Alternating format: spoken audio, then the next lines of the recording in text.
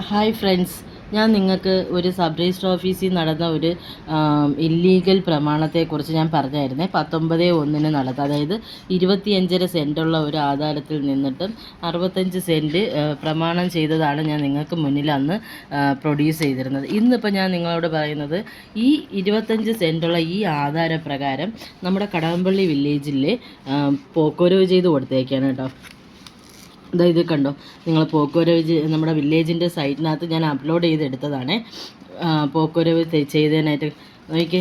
അതായത് ഈ പറഞ്ഞിരിക്കുന്ന ഈ തണ്ടപ്പേര് പിടിച്ചിരിക്കുന്നത് ഞാൻ നേരത്തെ കാണിച്ച അതേ അതായത് 2 സെൻറ്റുള്ള തണ്ടപ്പേര്, ശൂന്യമായ തണ്ടപ്പേരിൽ നിന്ന് തണ്ടപ്പേര് പിടിച്ച തണ്ടപ്പേരിൽ നിന്ന്, അതായത് മാതൃ തണ്ടപ്പേര് ശൂന്യമാണ്, അതിൽ 2 സെൻറ്റേ ഉള്ളൂ. അതിൽ നിന്നും പോക്കോരവ് ചെയ്ത് കൊടുത്ത തണ്ടപ്പേരാണ് കേട്ടോ. അപ്പം ഇത് കിംസിൻ്റെ ഒരു സ്പൈസി റീട്രിയേറ്റ് ഹോസ്പിറ്റാലിറ്റി സർവീസ് ലിമിറ്റഡ് എന്ന കമ്പനിക്ക് വേണ്ടിയിട്ട് ഒരു ഡയറക്ടർ ബിജുവിൻ്റെ പേരിലാണ് കേട്ടോ ഇതെല്ലാം പോക്കോരവ് ചെയ്ത് കൊടുത്തേക്കുന്നത്. കണ്ടോ, നമ്മുടെ വില്ലേജ് ഓഫീസിലൊക്കെ ഒരു പോക്കോരവിനായിട്ട് ഒരു രേഖ കൊണ്ട് കൊടുത്താണ്ടല്ലോ, നമ്മളടുത്ത് 100 ചോദ്യങ്ങൾ അവർ ചോദിക്കും. നിങ്ങളിൽ ബാധ്യതാ സർട്ടിഫിക്കറ്റ് ഉണ്ടോ, ലിസ്റ്റ് സർട്ടിഫിക്കറ്റ് ഉണ്ടോ, മുന്നാധാരം ഉണ്ടോ, കറണ്ട് രസീത് ഉണ്ടോ, മാങ്ങാത്തൊലി ഉണ്ടോ എന്നിങ്ങനെ കുറേ ചോദ്യങ്ങളാണ് അവർ നമ്മളോടൊക്കെ ചോദിക്കുന്നത്. പക്ഷേ എൻ്റെ ഒരു സംശയം, എങ്ങനെയാണ് ഈ 10 ദിവസം കൊണ്ട് 19/1 ഇടപാട് നടന്നതാണ് നോക്കിയാൽ എത്ര ഈസി ആയിട്ട് അവർ 4 തണ്ടപ്പേര് പ്രകാരം പോക്കോരവ് ചെയ്ത് കൊടുത്തിരിക്കുന്നതെന്ന് ഇതെങ്ങനെയാണെന്ന് എനിക്ക് മനസ്സിലാവുന്നില്ല. കാരണം ഈ വില്ലേജിൽ ഇരിക്കുന്നവർ ഓരോരുത്തർക്കും ഓരോ നിയമമാണോ?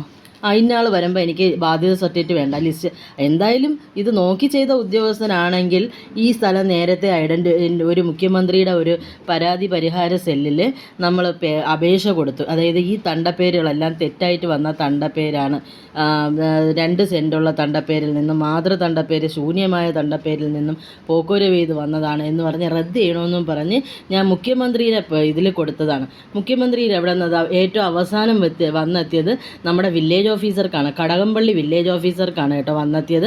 ഇദ്ദേഹം അന്ന് കൊടുത്ത മറുപടി എന്താണെന്നറിയോ? ഈ കടകംപള്ളിയിലെ റീസർവേ പൂർത്തിയായിട്ടില്ല, എന്നാൽ ഡിജിറ്റൽ സർവേ പൂർത്തിയാവുന്ന മുറയ്ക്ക് മാത്രമേ ഈ തണ്ടപ്പേര് റദ്ദ് ചെയ്യാൻ പറ്റുള്ളൂ. അപ്പം അന്ന് റദ്ദ് ചെയ്യാൻ പറ്റുള്ളൂ എന്ന് പറഞ്ഞാൽ അദ്ദേഹം തന്നെയാണ് വീണ്ടും എന്ത് ചെയ്തിരിക്കുന്നത്, ഇപ്പോൾ പുതിയ ആധാരത്തിന് വേണ്ടി കിംസിന് വേണ്ടിയിട്ടാണ് ഇത്, കിംസിൻ്റെ ഒരു കമ്പനിക്ക് വേണ്ടിയിട്ടാണ് ഇത് ചെയ്തിരിക്കുന്നത്. അപ്പോൾ അത് വലിയ ആൾക്കാർ, അതുകൊണ്ട് ഇവർ എന്ത് രേഖയും ചോദിച്ചു കാണത്തില്ല എന്ന് എനിക്ക് തോന്നുന്നു. അല്ലെങ്കിൽ പിന്നെ ബാധ്യതാ സർട്ടിഫിക്കറ്റൊക്കെ എടുക്കുമ്പോൾ 25 സെൻറ്റുള്ള ബാധ്യതാ സർട്ടിഫിക്കറ്റിൽ നിന്ന് എങ്ങനെയാണ് രജിസ്റ്റർ ഓഫീസിൽ പ്രമാണം ചെയ്തു കൊടുത്തത്, എങ്ങനെയാണ് ഇപ്പോൾ തണ്ടപ്പേര് പിടിച്ചു കൊടുത്തത്? ഇതൊക്കെ ഇല്ലീഗലാണ്. ഇതെല്ലാം നടക്കുന്ന ഒരു വില്ലേജാണ് നമ്മുടെ തിരുവനന്തപുരം ജില്ലയിൽ കടകംപള്ളി വില്ലേജ് എന്ന് പറയുന്ന വില്ലേജ് ഓഫീസ് കേട്ടോ. അതുപോലെ കടകംപള്ളിയിൽ റീസർവേ നോട്ട് ഫൈനലാണ് എന്ന് പറഞ്ഞിരുന്നാലും ഈ പോക്കോരവ് ചെയ്ത് ഇപ്പോൾ കൊടുത്തിരിക്കുന്ന ഈ തണ്ടപ്പേരിൻ്റെ മുൻ തണ്ടപ്പേരെല്ലാം കരം തീർത്ത് കൊടുത്തിരിക്കുന്നത് നിലവിലില്ലാത്ത റീസർവേയുടെ അടിസ്ഥാനത്തിലാണ്. ഈ തണ്ടപ്പേരെല്ലാം നിലവിൽ പോക്കോരവ് ചെയ്യുന്നത്. അതുകൊണ്ടാണ് ഇവർക്ക് ആധാരപ്രകാരമുള്ള സർവേ സബ് ഡിവിഷൻ നമ്പർ ഇല്ലാതെ കൈവശം ഇരിക്കുന്ന വസ്തുവിന് പോക്കോരവ് ചെയ്ത് കൊടുക്കാനായിട്ട് കൊടുത്തിരിക്കുന്നത്. താങ്ക്